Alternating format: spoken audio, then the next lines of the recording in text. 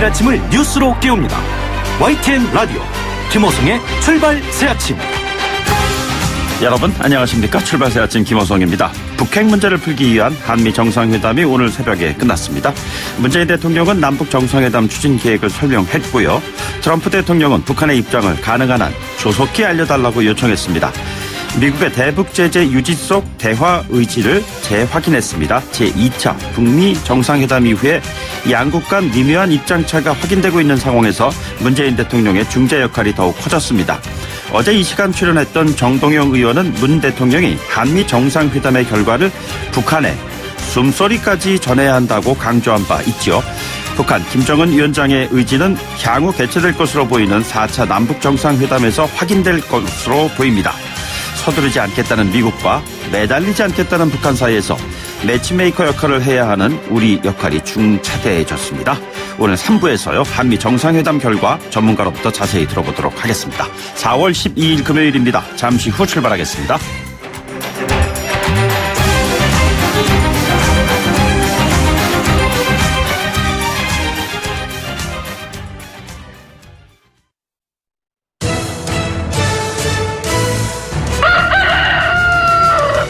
꼭이요 꼭, 출근길 꼭 알아야 할 뉴스, 이종래 꼭 뉴스. 네, 오늘 꼭 아셔야 하는 뉴스 정리해보겠습니다. 시사평론가 이종훈 박사 나오셨습니다. 이 박사님 어서 오십시오. 네, 안녕하세요. 네, 새벽 한미 정상회담 결과 좀 간략하게 브리핑을 부탁드리겠습니다. 네, 정의용 청와대 안보실장이 언론 발표문을 내놨는데요. 가장 눈에 띄는 내용은 양 정상이 톱다운 방식이 필수적이라는데 인식을 같이 했다. 네. 그다음에 문재인 대통령이 조만간 남북 정상회담을 추진할 계획을 이제 설명을 했다는 그 내용입니다.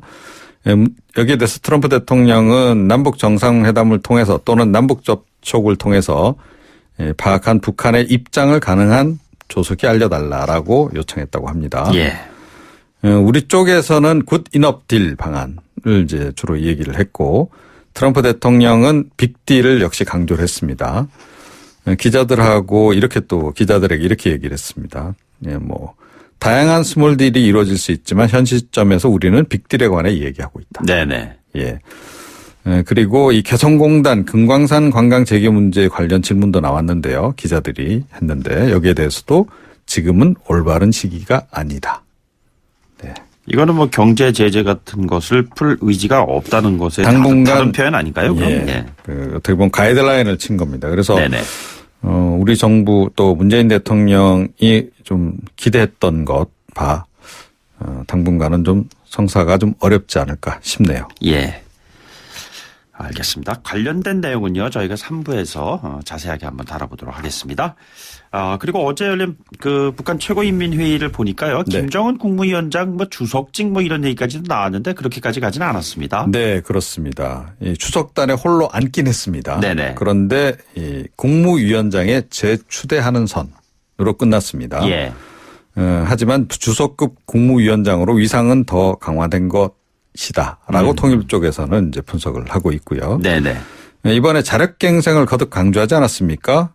그러면서 뭐 제재로 우리를 굴복시킬 수 있다고 혈안이 되어 오판하는 적대 세력들에게 심각한 타격을 줘야 한다라고도 예. 언급을 했습니다.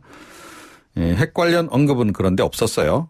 그래서 뭐 지금 이제 주요한 전문가들의 분석은 일단 버티면서 미국과 협상을 계속하겠다는 뜻으로 네네. 이렇게 지금 읽고 있습니다.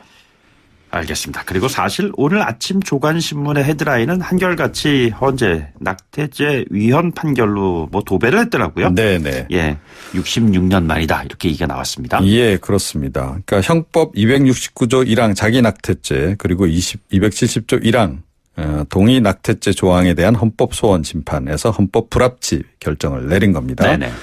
형법을 개정해야 합니다. 그 시한은 내년 말이고 국회가 해야 하는 거죠.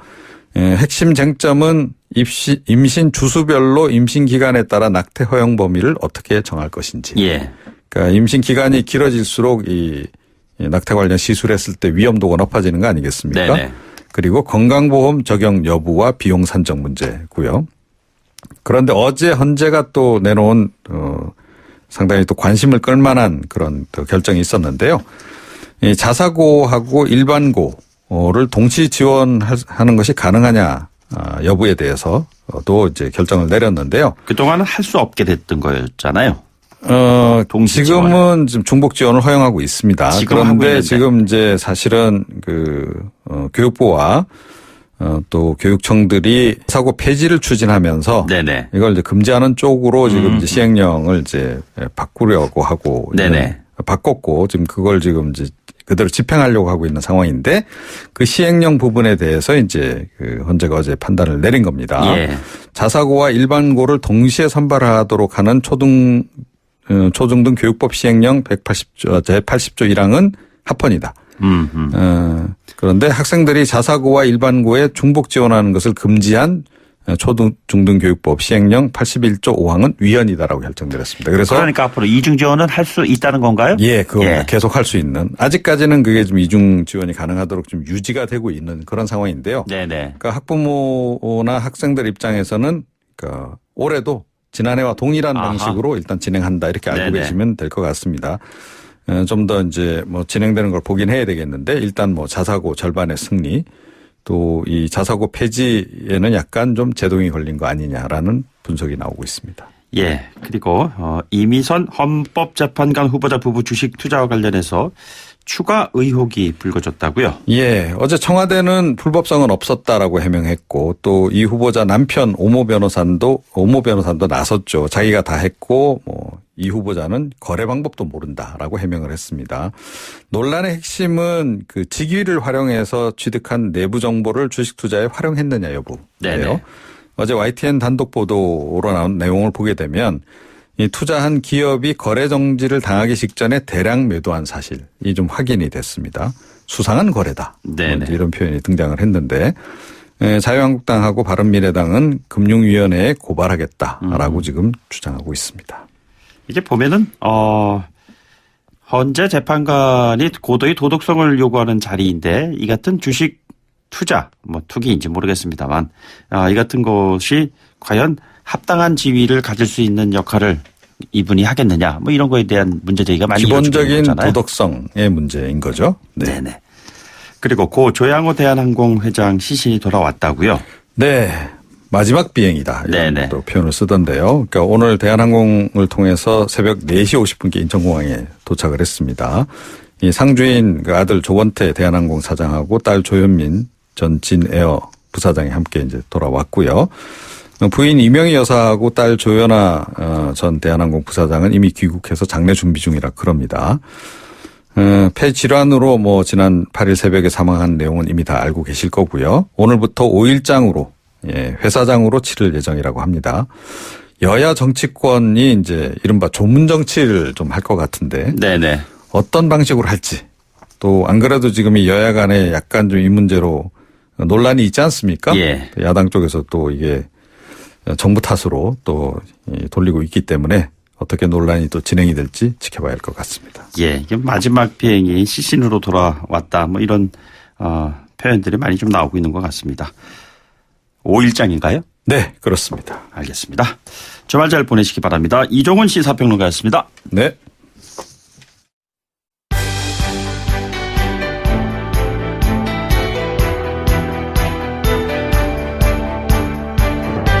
한국 정치를 풀어내는 토론 사이다. 한국 정치를 풀어내는 토론 사이다.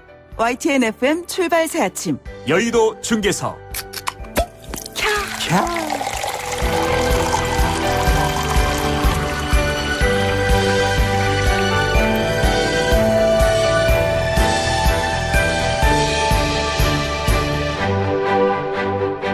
네, 한국 정치를 풀어내는 토론 사이다 시간이죠. 여의도 중계석 시간입니다. 여의도 정치 상황을 누구보다도 명쾌하게 풀어주실 세 분을 모셨습니다. 자유한국당의 백승주 의원 나오셨습니다. 어서 오십시오. 예. 바른미래당의 오신환 사무총장도 나오셨습니다. 안녕하십니까? 네, 안녕하세요. 오신환입니다. 예, 새로운 뉴페이스 합류하셨습니다. 더불어민주당 이재정 의원 나오셨습니다. 어서 네, 오십시오. 반갑습니다. 처음 인사드립니다. 예, 그전엔 인사 새로 해야 되겠어요. 아, 그래요. 다시 하십시오. 예. 예, 경상북도 구미의 자유한국당 백승주 의원입니다.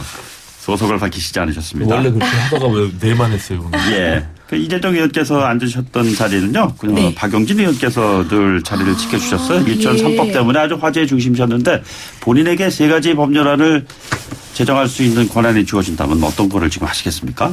예, 당연히 소방관 글쎄요. 국가집화법. 복장은 오늘 예. 그렇게 하고 오진 않으셨어요. 아, 미리 주문을 주셨더라면은 기꺼이. 유튜브 보이는 라디오 통해서 시청자 여러분 확인하시기 바랍니다. 그리고요.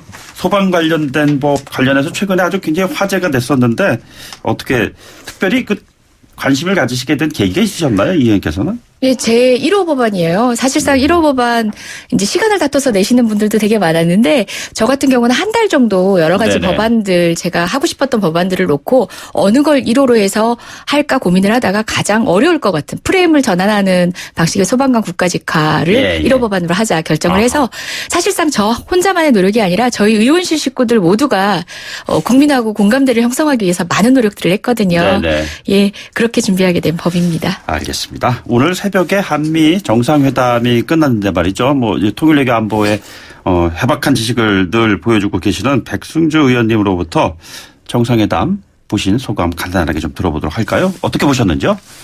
한자성어로 말하면 외하내빈 이렇게 제가 말씀드렸죠. 좀 박하게 주시네요. 상당히 많은 기대를 네네.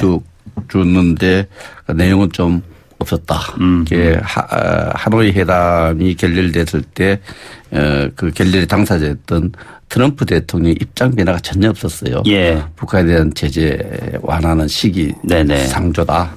또 다음 3차 북미 미북 정상회담에 대해서는 서두르지 않겠다. 사실 조기 개최에 대해서 반대하는 입장을 분명히 했다 이렇게 해석될 뭐 기존 입장의 재확인이라고 봐야 되나요? 그래서 그 하노이 회담에서 그 가졌던 트럼프 또 미국의 입장이 그대로 재확인되었고 우리 정부가 이제 하노이 회담 이후에도 금강산 관광 재개 문제인지 개성공단 문제 이런 문제에 대해서 조금 유연하게 좀 했으면 좋겠다는 입장을 계속 대내외적으로 발표했는데 예. 깔끔하게 그냥 시기상조다 이래서 막아서 설득하러 갔다가 전혀 설득하지 못하고 네네. 빈손으로 돌아오는 모습이 좀 안타깝게 생각됩니다. 그렇게 보셨는지요, 의원님께서는? 아, 접니까? 예. 네.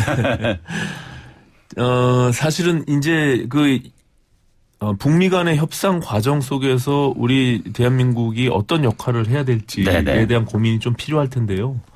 저는 좀 그런 점에서는 좀 아쉬움이 있습니다. 왜냐하면 이 중재를 하는 데 있어서는 결과적으로 어느 한쪽의 편을 들면은 굉장히 위험에 빠질 수 예. 있거든요. 그런데 지금 다분히 이제 미국의 입장에서는 한미동맹과 같이 해온 대한민국이 왜 북한 쪽의 의견만 자꾸 전달을 할까라는 것이 쭉 누적돼 온 것 같거든요. 그렇기 네네. 때문에 그런 점에서는 과연 중재자의 역할을 계속 해 나갈 수 있을까라는 좀 의구심이 들고요.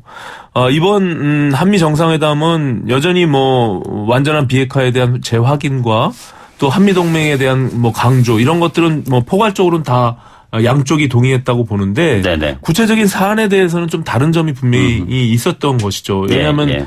뭐 이게 예를 들어서 지금 굿 이너프 딜이라고 하는 새로운 방식의 어떤 것들을 제안한다고 했지만 결과적으로 미국은 뭐 개성공단이나 지금 금강산과 관련해서 지금은 때가 아니다. 네네. 그건 뭐 때가 되면 적극적으로 지지하겠다. 뭐 이런 식의 어떤 구체적인 사안과 관련해서는 결과적으로 이렇게 합의된 것이 또 없거든요. 그리고 한미정상회담 이후에 공동으로 기자회견을 한 것이 아니라 각자 별도로 지금 발표문을 냈거든요. 한국은 한 5쪽 정도 그리고 미국은 굉장히 길게 할애하면서 14쪽 정도를 냈다고 하는데 네네. 그 내용에 보면은 우리 대한민국은 대부분의 이제 남북 관계와 관련된 그런 내용을 담고 있지만 우리가 캐치하지 못하고 있는 미국에서는 이 경제 문제에 관련해서 예. 3분의 1 정도를 할애하고 있단 말이에요.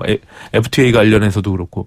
그래서 이런 부분들이 조금 생각이 다른 부분들이 여전히 네네. 노출된 것이 아닌가. 그래서 좀 아쉬움이 있습니다. 예. 이 의원께서는 외화 내빈이라는 의견에 대해서 외화 내용이 있지 않겠나 생각도 드는데요. 먼저 말씀드리면 우리 백 의원님께서 그간 이제 전문가로도 정평이 나 계시지만 외교 전문가로서 떠오르는 샛별 이재정 의원입니다. 예. 어느 누구보다 지금 한미 그리고 북미 간 협상에 있어서 그 네네. 내밀한 부분까지 들여다 볼 수 있게 되었고 또 관련자들로부터 얘기를 깊이 청취하고 왔고 미국 조야의 인식을 발빠르게 청취하고 네네. 있는 이재정 의원인데요. 외교 전문가시니까 잘 알 거예요. 외교는 합의문 겉으로 드러난 명문으로 분석하는 것들이 아니라 그 행간, 그 외교적 만남이 이루어지는 경과, 네네. 경위, 그리고 시간, 그 모든 것들을 종합해서 해석할 수밖에 없습니다. 우리 백 의원님께서는 그러면은 미국 입장을 변화하기를 바라셨던 것인지, 사실상 미국의 입장이라는 것은요, 처음부터 끝까지 달라진 적 없습니다. 네. 우리 역시도 그에 동조를 하면서 하지만 그 안에서 북한의 변화에 따른 이제 또 다른 룸을 찾고 있었던 상황이거든요. 예. 그 변화를 기대했다면은 그건 이번 회담의 소기 목적이 아니었던 거죠. 처음부터. 네네. 네, 그런 기대는 좀 과했던 것 같고요. 사실상 한미 간에 이견이 없음을 확인하고 그리고 또다시 이제 북미 간의 대화를 다시 모멘텀을 만들어낼 수 있는 역할을 여전히 우리 문재인 대통령에게 요구를 하고 있습니다. 예. 그래서 발빠르게 남북 대화 정상 간의 만남을 지금 준비를 하겠다라고 우리 문 대통령께서 밝히고 계신데요. 사실상 북핵 문제는요. 처음부터 정해져 있어요. 핵을 어떻게 한 번에 해결합니까? 사실상 총괄적인 목표를 향한 포괄적 합의와 이행은 단계적으로 갈 수밖에 없어요. 네네. 여기 계신 모든 분들이 다 알고 있는 해커 박사 같은 경우도요. 그건 자연과학적으로 당연한 논리라고 얘기하는 거예요. 그걸 부정하기 시작하면 과학을 부정하는 거거든요.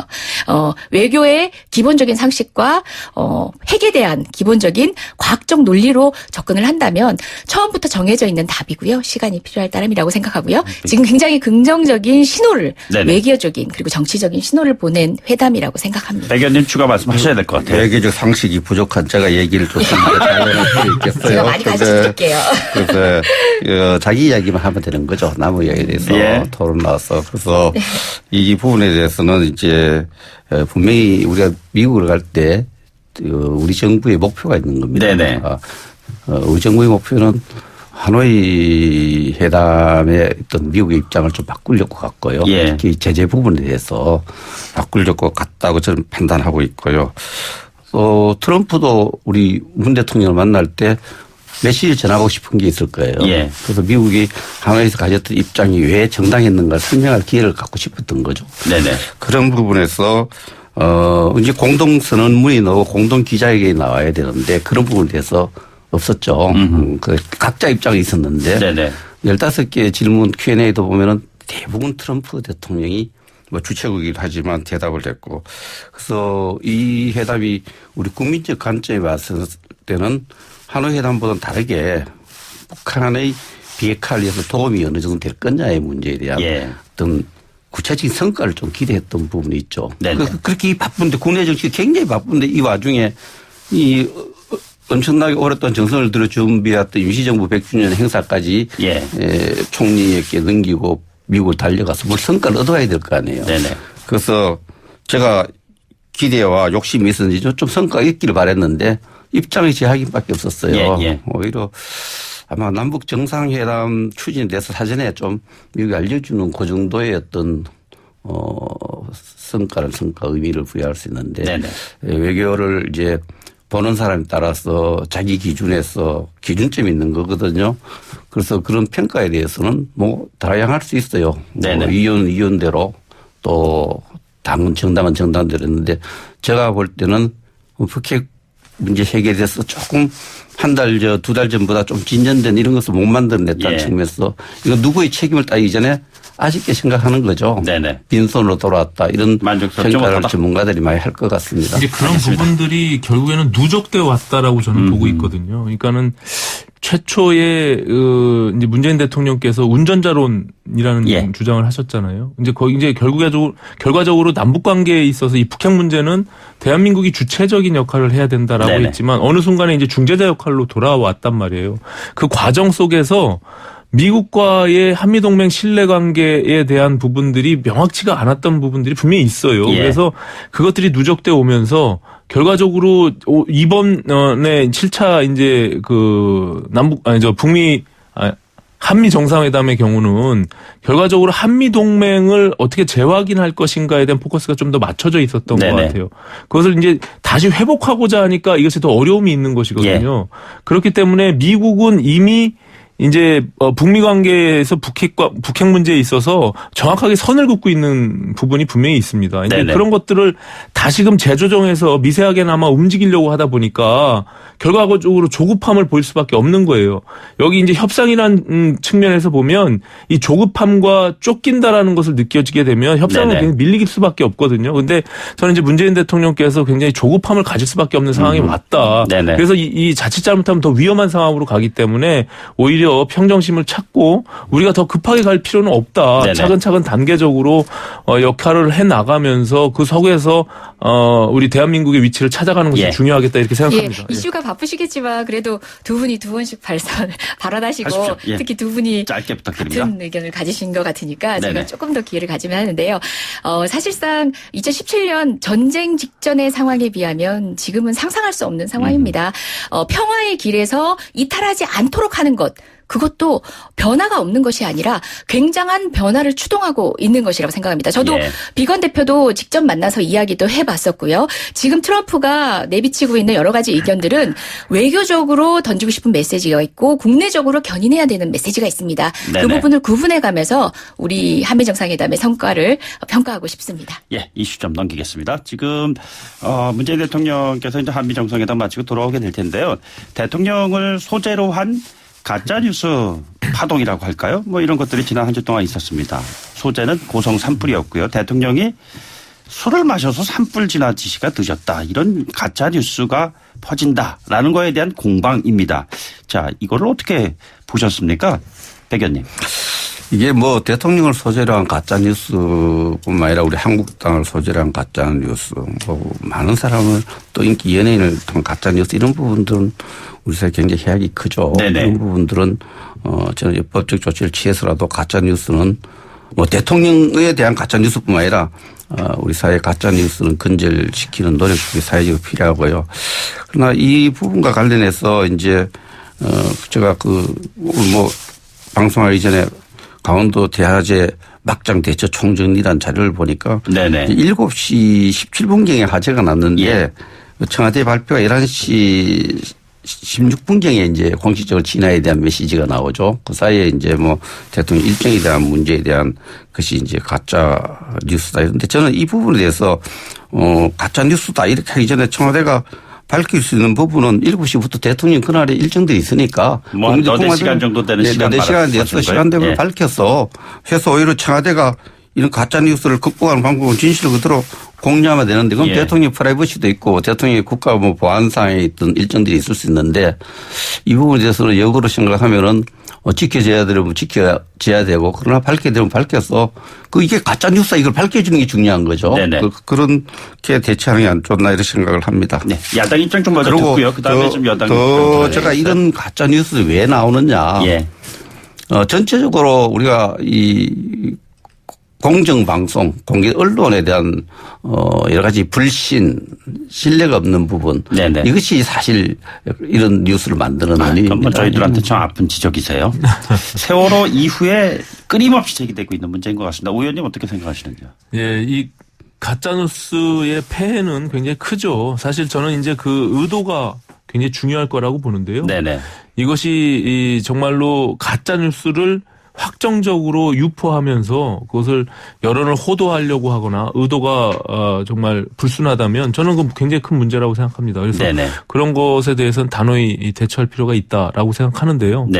일단 다만 그것이 그냥 단순의 의혹에 대한 부분들이 있다라면 저는 청와대가 좀 매끄럽게 이 부분에 대해서 밝힐 필요도 있다라고 생각합니다. 이것을 단순히 그냥 뭐 억압 수준으로 뭔가 이걸 접근하려고 하면 오히려 그것은 국민들 정서에 반할 수도 있거든요. 이게 굉장히 좀 뭐 세련되게 할 수도 있을 것 같다라는 생각이 듭니다. 기본적인 원칙적인 측면에서 사실과 관계에서 의혹을 제기하면 사실에 대한 팩트를 명확하게 제시하고 이것은 아니다. 다만 이것을 확정적으로 불순한 의도로 유포하게 되는 그래서 뭔가 여론을 호도하려고 하는 그런 의도가 있는 사람에 대해서는 엄정하게 대처하겠다라고 하는 것이 맞지. 이 방송에서 어떤 특정한 방송과 청와대가 대립해서 맞서는 그런 모습들이 결과적으로 청와대한테 무슨 도움이 될까? 네네. 저는 그런 생각도 해봅니다. 청와대 고발 예정 근본적인 대책이 될 수 있다고 보시는지요? 예, 일단 그 부분에 대한 대답보다는요. 네네. 저도 이제 이 사안에 대한 대략적인 입장을 먼저 말씀드릴게요. 예. 한 언론의 이제 표제를 보면서 이것이야말로 이제 국민적 평가다라는 생각이 들었는데요. 문재인 5시간에 집착하는 한국당의 헛발질, 이게 한 언론의 표제입니다. 네네. 사실상 구독자 수가 그다지 많지 않고, 예, 정치적으로 이제 핫한 채널을 기준으로 했을 때 클릭 수도 그다지 조회수도 많지 않은 그런 채널의 뉴스를 가져다가 국회라는 공론의 장에서 이것을 확대 재생산한 공당이 문제였다라는 지적이 왜 들고요. 인용하느냐 이 말씀이시죠? 되려 이런 것들은 이제 목표를 상실한 게 뭐냐면 문재인의 5시간이라고 세월호와 유사한 프레임을 가져다 주면서 국민으로 하여금 세월호를 대처했던 청와대의 미숙한 대처와 오히려 강원 산불을 대처하는 일사불란함을 비교하게 만들었고요. 그리고 분명히 전 지적하고자 하는 게 세월호 당시에 대통령의 7시간을 지적을 했던 건요. 대통령께서 7시간 만에 나타났다가 문제가 아니라 동선을 다 알려주십시오가 문제가 아니라 7시간 만에 나타나서 하신 말씀요. 구명조끼를 입고 있었을 텐데 왜 구조를 못했나요? 하셨어요. 그 얘기 자체가 국민들을 경악하겠습니다. 그간 어디 계셨든 상관없습니다. 대통령은 뭐 다른 국사도 동시 병행적으로 진행이 되고 있으니까요. 근데 세월호 사건 사태에 대한 정확한 진단조차도 보고조차도 못 받고 있었다는 걸 여력히 네네. 보여줬던 사건이거든요. 이번에야 말할 것 같으면은 6시 40분경 초반 행사를 마무리하고 청와대로 돌아오셨는데 정작 제1차장이 다시 말해서 국가안보실장이 관여하는 게 아니라 제1차장이 관여할 수밖에 없도록 만든 한국당의 목리들, 국회에서의 그 운영위 절차에서의 목리들을 우린 더 기억합니다. 그리고 대통령은 사실상 안보실장이 돌아오고 난 뒤에 얼마 되지 않아서 긴급 메시지도 냈었고 긴급 지시도 냈었고요. 현장에 돌아온 지 1시간여 만에 대통령도 함께 합류를 하게 됩니다. 알겠습니다. 제가 한 순서도 봐야 말씀만 될것 드리면 같아요. 지금 뭐 네. 문재인 대통령의 5시간이라는 것이 크게 국민들한테 회자되고 이것이 문제가 되는 것인가요? 저는 굉장히 좀 낯선 것이 그것 자체에 대해서 저는 문제 삼고 있는 것이 아니라 저 프레임이라는 말씀 이 가짜 뉴스라고 하는 것에 대한 접근 방식이 네네. 저는 굉장히 좀 세련되지 못하다 이렇게 생각이 드는 거예요. 지금 문재인 정부가 과거에도 그랬고 이것이 결과적으로 문재인 대통령이 5시간 만에 나타나서 어떤 발언을 했냐 이런 것이 중요한 것이 아니라 과연 이것을 고발 조치하면서 이렇게 강하게 방식이요. 대처를 하면서 또 무슨 대책반까지 청와대가 만들어가지고 해야 될 문제냐라고 보면 지금 국가적으로 해야 될 일이 얼마나 많습니까? 청와대가 이런 것에 집중하고 있다는 모습 자체가 저는 굉장히 좀 어설프다. 이것에 대해서 국민들이 크게 관심 없어요. 사실은. 그냥 알겠습니다. 네, 한 유튜버가 부분적으로 동의가 되네요. 맞습니다. 그런 부분들에 대해서 왜 청와대가 저렇게 대응하는지 저는 알 수 없어요. 대변인 짧게 10초 코멘트 한 다음에 광고 우리 듣겠습니다. 공당을 이야기하는데 헛발질 할 거다가 헛발질하면 좋은 민주당이 좋잖아요. 우리 헛발질하면 민주당이 제일 덕볼 텐데 그건 걱정 안 해도 되고요. 이게 이제 일반 유튜브에 우리 당이 뭐 일부 의원 또 그럴 수 있죠. 많은 의원이 있으니까 또 일부 유튜브를 만드는 분들이 시민들이 다시가 뭐 했는지 궁금하다. 그렇게 이렇게 주장하면 가짜다 아니다.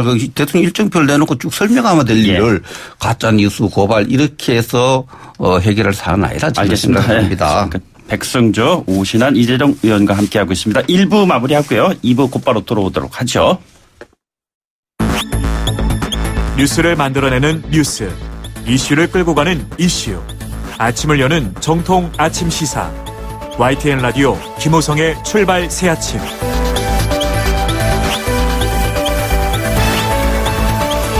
자, 여의도 중계석 2부 시작하도록 하겠습니다. 2부에서 시작을 하게 될 주제는요. 주식의 신 미선 로저스. 미션이 아닙니다. 미선 로저스입니다. 예. 뭐 아시죠? 헌법재판소 재판관 후보자에 대한 이야기입니다. 이 미선 후보자가 가진 주식 보유액 어떻게 보십니까? 먼저 백 의원님 먼저 말씀해 주시죠. 예, 저는 뭐 어떤 대한민국 어느 국민이 주식을 가져서 안 된다는 법이 없기 때문에 뭐 주식에 대해서 이런 이야기 있습니다만 그분이 담당해야 될 국가기관의 성격이 이제 헌법재판관 아닙니까? 그러면은 양심과 법률의 바탕에서 독립해서 심판해야 된다 이런 부분이 있는데. 네네. 법률적으로는 변호사니까 뭐 판사니까 지식은 있다 하더라도 양심 부분에서 국민 눈높이에 안 맞다 이렇게 생각합니다. 그러고 취득한 주식의 일부 주식에 대해서는 그 재판과 관련되어 있는 그런 주식들도 있고 일반 국민시행 때 그 부부가 제가 어떤 개인에 대한 이야기가 참 제가 절제해서 표현하시면 그 부분 되시는 분은 한 5,500분 정도 주식 거래를 했고 그 부인은 후보자는 한 1,300 정도 주식 거래를 했는데 거래를 한 분 하나 1,500분 하나 5,000분 하나 이렇게 해석할 수도 있지만 우리 국민이 기대하는 어떤 헌법재판관 양심과 법률 국민 눈높이에 봤을 때 그 스스로 진퇴를 결정해야 될 사안이다. 네네. 우리가 이 명예와 돈이 있으면은 이 둘을 가지려는 건 이 사회에 안 맞거든요. 네네. 헌법재판관은 사실 변호사가 돈을 많이 벌 수 있는 사람이 가서 명예를 지키면서 대한민국의 어떤 헌법 가치를 지키는 직장이지. 예. 재산을 모으는 장소가 아니에요. 그래서 적절하지 않다. 주식에 대해서 과다 이렇게 네네. 관심 또 투자 이런 부분들은 국민 눈높이에 분명히 안 맞다. 네네. 그래서 그 부분에서 지금 후보자 당사자가 추천한 사람들의 부담을 덜어주기 위한 차원에서라도 스스로 진퇴를 결정해야 된다고 봅니다. 진퇴를 결정해야 된다면 어떻게 해야 된다고 이 의원께서는 생각하시는지요? 제가 이 의원이군요. 예. 저는 관련된 내용에 대해서 또 이제 질문에 대한 답변보다는 그 입장을 얘기할 수밖에 없는데 그 주식의 가치가 많다. 라는 것과 주식을 통해서 부정한 방식으로 돈을 벌었느냐 또는 수익금이 있느냐 들여다봐야 되는데 지금 현재 합산액이 많다는 것만으로 비난을 하고 있는데요. 그 후보자의 배우자가 1년에 연봉이 5억입니다. 네네. 그냥 금융자산으로 모았으면 더 많았을 돈입니다. 근데 주식으로요. 총체적으로 얘기했을 때 지금 내부 거래를 했다라는 등 별별 의혹들을 제기하고 있지만 사실상 손해를 봤습니다. 다시 이야기해서 통상 주식을 통해서 내부 거래로 이익을 보는 경우는요. 2배, 3배 정도에 그치지 않습니다. 예. 그런데 지금 현재 이분들은요. 부동산 투자를 하는 것보다는 금융 투자가 맞다고 생각했고 그걸 주식으로 선택을 한 겁니다. 네네. 본인들이 주식에 들인 돈과 지금 현재 가지고 있는 돈을 비교했을 때 마이너스입니다. 게다가 네네. 문제 삼고 있는 그 주식은요. 장기 보유주입니다. 지금 방송하고 있는 YTN에서도 단독으로 어제 뉴스를 냈던 것 같은데요. 예, 관련한 3,600여 주를 소위 말하는 그 내부 거래를 통해서 하락을 예상하고 이제 소위 던질 때 우리 주식 투자 조금만 해보신 분들 다 알 거예요. 가지고 있는 주가 9,000주인데 왜 3분의 1만 던집니까? 던질 때는 다 던집니다. 그게 아니라 장기 보유주, 아직까지도 보유하고 있는 주식입니다. 예. 주식 거래에서는 장기 보유 추천 종목이기도 하고요. 건실한 기업이고요. 그런 의미에서 사고 파는 과정 중에서 일부 거래일 따름이지 내부 거래의 정황으로 보이는 일체의 흔적이 없다고 저는 판단했습니다. 그런 내용들을 면밀히 들여다볼 필요가 있고요. 자본주의 시장에서 주식시장 자체를 부인하는 방식으로 단지 금액이 많다는 방식으로 부인을 하기 시작한다면은 연봉이 많은 남편을 둔 것부터가 이미선 후보자는 헌법재판관의 자격이 없는 것입니까? 수비에 대한 오 의원님의 공격. 제가 청문위원이었습니다. 네네. 네, 청문회를 직접 제가 했고요. 저는 이제 주식 문제만 굉장히 불거졌는데요. 다른 각도에서 좀 보면 그냥 평범한 22년 동안 법관 생활을 해온 판사입니다. 네네. 그리고 이분이 그 외에 예를 들어서 주식의 문제가 아니었어도 도대체 왜 헌법재판관이 되어야 되는지에 네네. 대해서 단 하나라도 찾기가 굉장히 어려웠어요. 그러니까 그냥 단순히 그냥 40대 여성의 지방대 출신이라는 헌법 재판관들에 대한 구성의 다양성 등만을 놓고 그리고 주변의 인맥들을 통해서 찾다 보니 그냥 무리하게 사람을 찾은 것이 아니냐라는 네네. 생각을 가질 수밖에 없고요. 기본적으로 이 주식의 문제는 주식을 많이 보유했다라는 것에 대해서 그냥 청와대가 이거는 남편이 했기 때문에 아무런 문제가 없다라고 하는 인식, 그 정무적 판단도 저는 동의하기가 어려워요. 네네. 대한민국 국민들이 42억 원의 재산 중에 35억을 83%를 몰빵해서 그것도 결과적으로 코스닥 주식을 갖고 있다라고 하는 것에 그냥 단순히 그럴 수 있겠구나라고 어떻게 생각합니까? 그런 문제 인식을 갖고 있는 청와대가 도대체 어떤 생각을 가지고 헌법재판관의 후보자를 지명을 했는지 네네. 그것도 알 수 없고 다만 그 안에서 35억의 주식 중에 지금 이테크 건설이나 삼광글라스나 하는 그 주식이 결국에는 재판과 연관될 의혹도 갖고 있고 예. 이해충돌의 의혹도 갖고 있고요.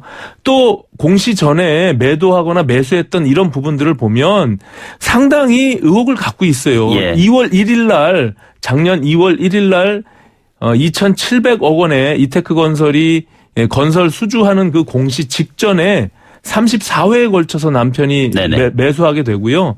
또 이미선 후보자의 경우는 5번에 걸쳐서 5천만 원, 즉 전부 합쳐서 7억 원에 대한 금액을 매수하게 됩니다. 그 공시가 나가자마자 그 다음에 41%의 주가가 폭등하게 돼요. 예. 이랬을 때 결과적으로 시세 차익에 대한 것을 실현했느냐 안 했느냐가 중요한 것은 아니고 여기 뭐 법조인이 계시니까 잘 알겠지만 자본시장법에서는 내부 거래를 만약에 그 정보를 이용해서 거래를 했다면 이 자체가 굉장히 의심이 가니까 네네. 이것은 어찌 보면 조사해 볼 대상이 된다는 거예요. 예. 제가 이유정 그 전 헌법재판관 지금 기소됐습니다. 자본시장법으로 인해서. 이때랑 똑같아요. 내용이. 발언하는 모습도 비슷하고 자기는 부동산에 대해서는 잘 모르고 결국엔 주식을 선택했다라고 예. 하는 것도 굉장히 흡사한데 저는 이런 인식 속에서 왜 무리하게 청와대가 이 사람을 지명을 하고 강행을 했는지 네네. 그 자체가 굉장히 의심스럽습니다. 자, 그럼 예. 청와대 책임론 뭐 나오는 것 같은데요. 제1야당의 백승주 의원님 말씀 좀 듣죠.